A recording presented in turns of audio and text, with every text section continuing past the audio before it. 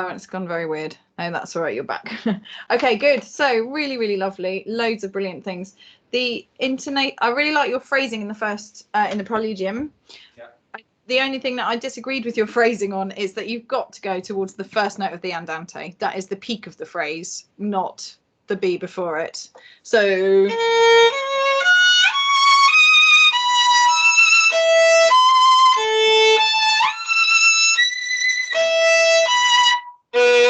To here. And then you come away.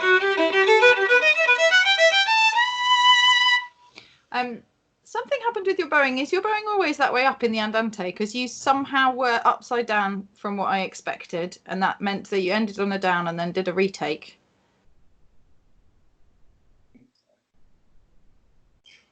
Oh, I can't hear you. Oh, hear me? Oh, yeah. Yeah, I think that's what I'm going to do. Go again and see what happens. Okay, yeah, let's just do it one more time. And I think the other thing is that the E's, the top E's, quite often weren't quite high enough. So really listen for that ringing sound. And if you need to resort to a harmonic because it's not getting it, yeah, do. I don't mean every time you do it. Don't use a harmonic unless you plan to every time. But if you realise it's not in tune and you can't find the note, just lift your finger. Okay. Okay, so let's just have yeah, let's just do it one more time, the first bit. And see if you can keep the meat of the last note a bit longer. Yeah.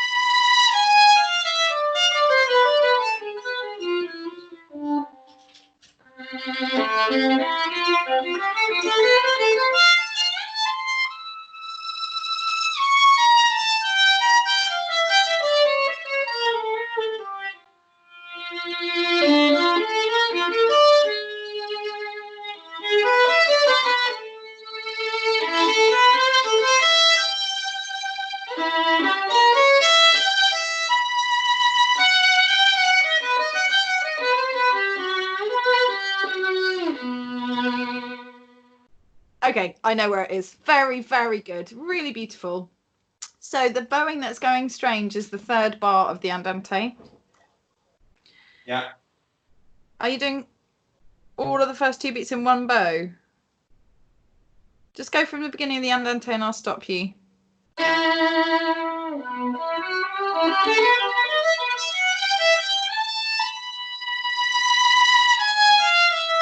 There. There. Yeah. Yeah. So just write something in to remind you. So because you definitely want to be on a down bow, the penultimate, no, third bar from the end. When you get to the B, that's got to be a down bow.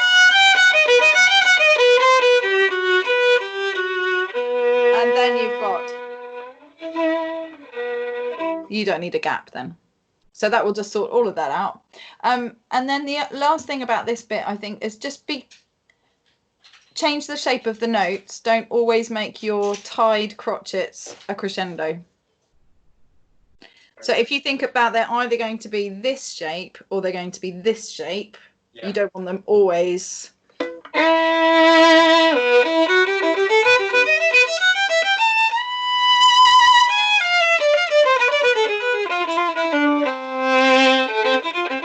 So you've got to come up the mountain and then down the other side.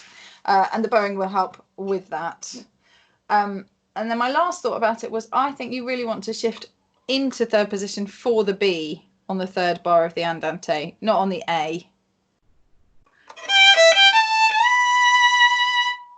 Not.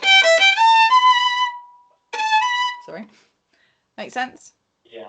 So just stick a bit of portamento, write a 3 above the A, and then a 2 with the portamento line. Yeah. And then you can make it really, really hazy and amazingly quiet and sort of misty for the first bit of the recapitulation. Okay.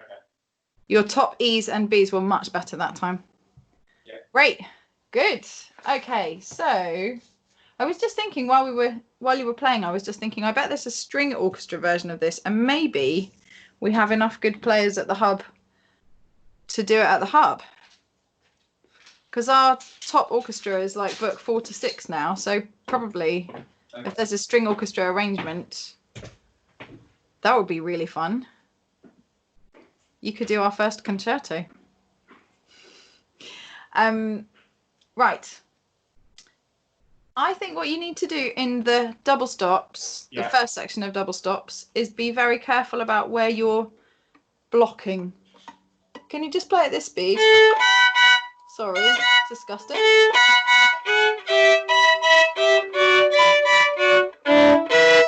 For example, there, you've got to block your 1 on D and A, even when you're playing the first chord, which is D and G.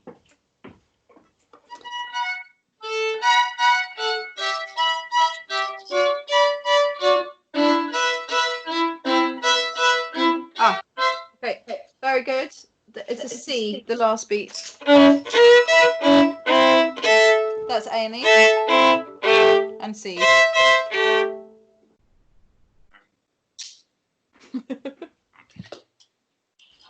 So it's amazing that you've learned all of this in, well, how many lessons have we had? This is our second lesson on it, right? Yeah. Yeah, extraordinary. It's really brilliant. Well done. When you're tackling difficult double stops, even if you think you've got it, it's really, really worth playing each line separately, very slowly, just to make sure you've picked up all of the tiny changes. Okay. So.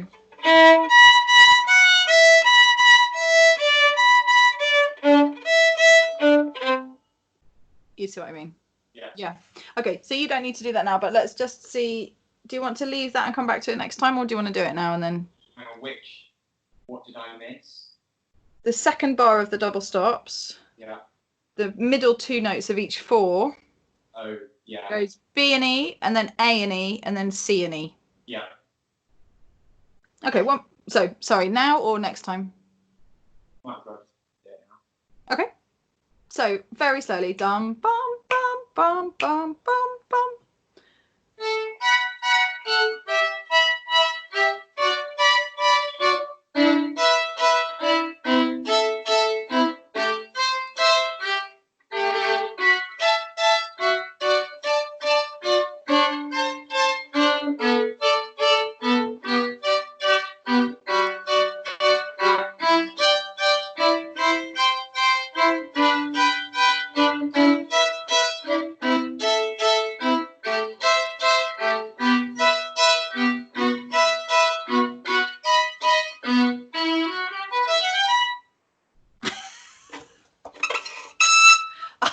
I can't bear it. Don't stop there. Right, that was brilliant. Absolutely fantastic. One thing, put a 1 on the F sharp in the third bar of the double stops, and then you save yourself 2 whole shifts.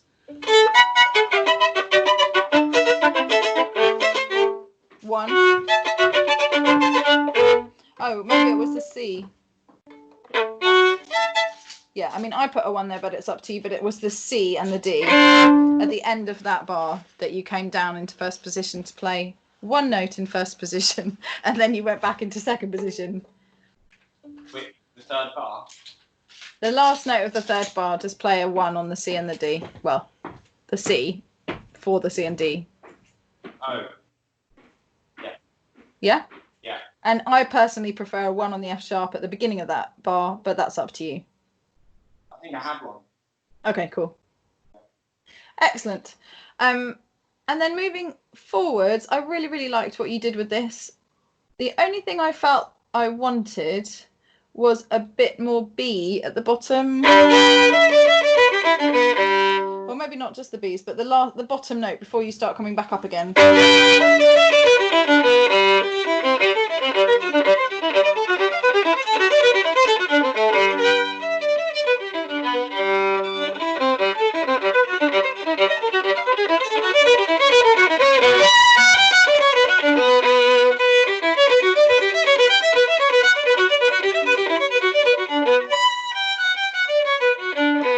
Playing the wrong note, sorry.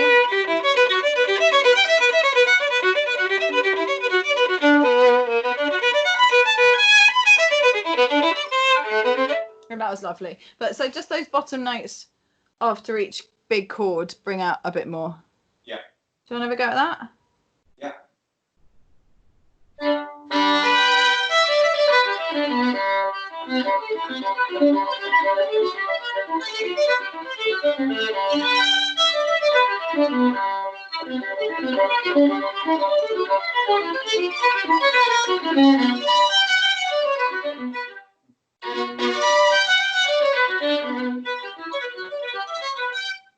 Yeah.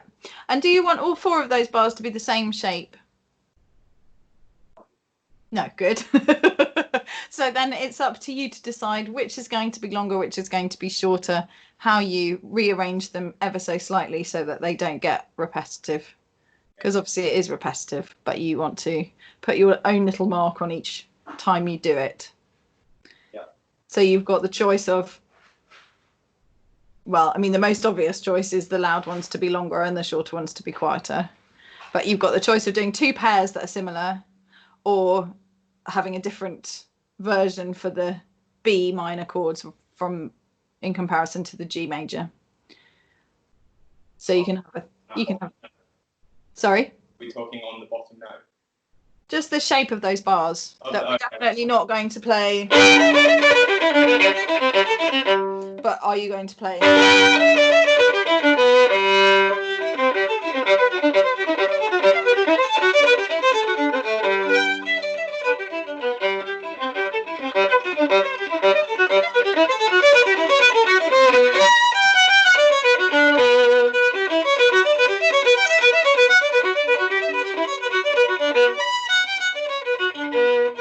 I'm doing something wrong in that bar.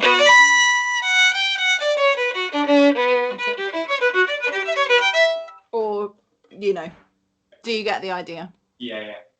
You're wonderful. Okay, very, very good. I loved your 3, you know, the bit that we were working on last time with the 3 bottom Bs. That was great. The sense of space and sort of accelerando and decelerando, if that's the word. I think it is. In the cadenza is really brilliant. Fantastically done. And then the last thing I thought was when you get these semiquavers in the double stops, you just need to make them a bit less laboured, because every note is coming out in all of these double stops at the moment, which by the time you get to this sort of third,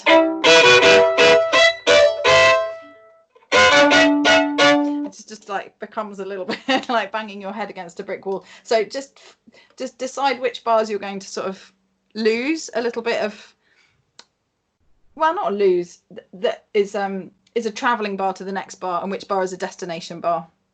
Okay. Yeah, do you want to just play from there or somewhere? Yeah, that down bow. Yeah.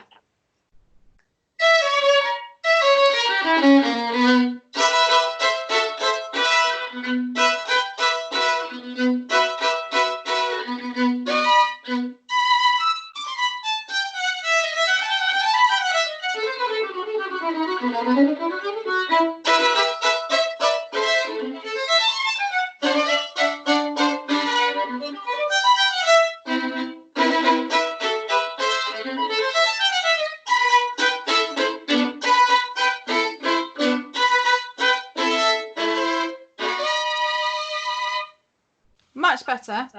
Well done. I think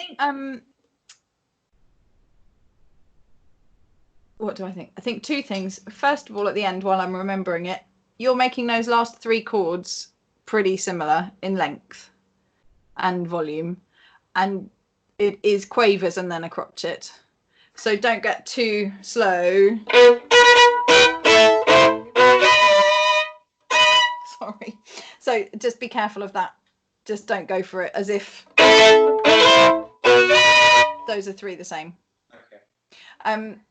And then, so I think it's just less bow and then a steadier tempo on the quavers, less bow on the semiquavers, and then a steadier tempo on the quavers. And where is each bar going? You've got to find the sort of star of each bar to think about. So this is taking you to here.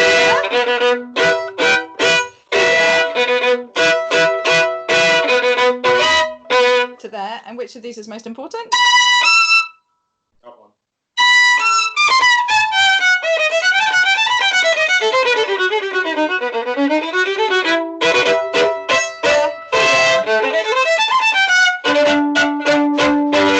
To there.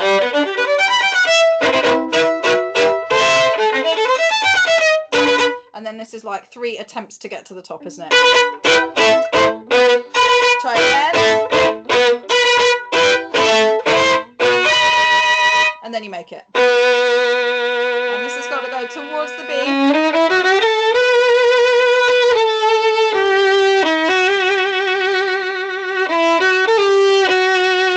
And then in as much as you can. And it mustn't die, that last note. Do you want to have one more go at the I'm just going to close my doors because my neighbours probably aren't appreciating this that much. Have a go, I'm listening. Went from the beginning of double stops. Yeah.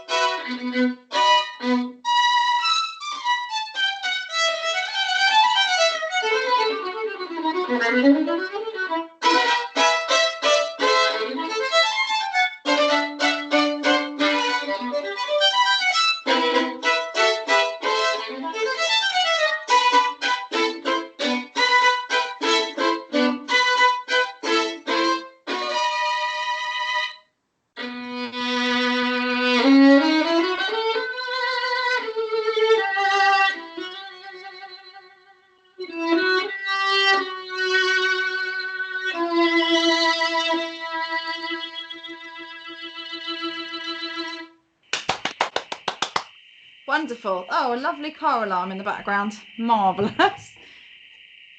God, that's so loud. Okay, that was great. Well done.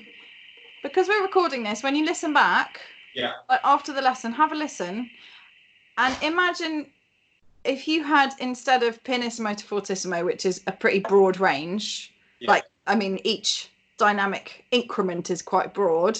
Imagine you've got like 1 to 10 or even 1 to 20. Yeah. Right. So 1 is the quietest you can possibly play and 20 is the loudest, like a volume knob. Yeah. And imagine if you had to say what volume every single note was, i.e. which ones are getting incrementally tiny bit louder, which ones are the loudest and which ones are the quietest. I'm not sure that you are shaping each bar in the way that you think you are. Okay.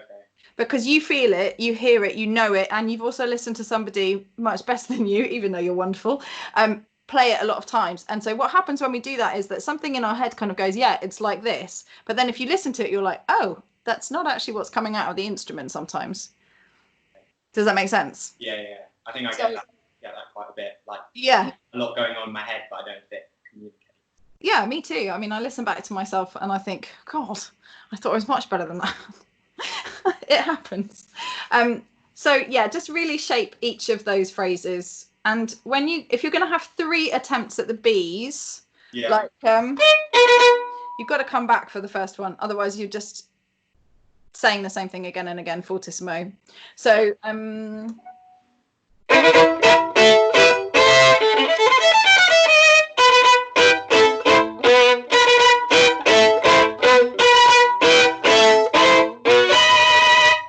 just don't make it like mezzo forte or anything, but it does have to pull back a little bit for the first of the B octaves.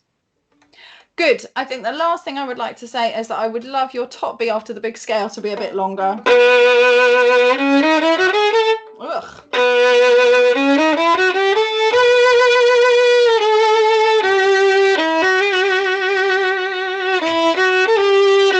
And not too quick on the grace note, otherwise it sounds like a mistake. Yeah. Do you want to do that one from the B? Yes. From the D sharp.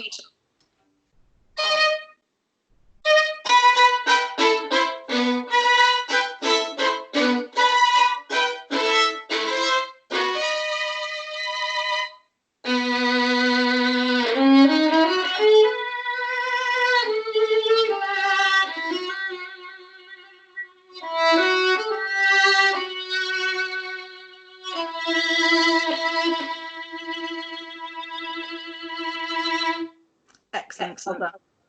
Make sure your penultimate note is leading to the last note, because that's the ideal way to play a really, really loud E, isn't it? One quaver at this tempo. So it's easy to kind of go da da da da dee, bum bum, and then the last note feels a little bit disappointing. Yeah. So you've got to lighten it so that it doesn't undermine your last note.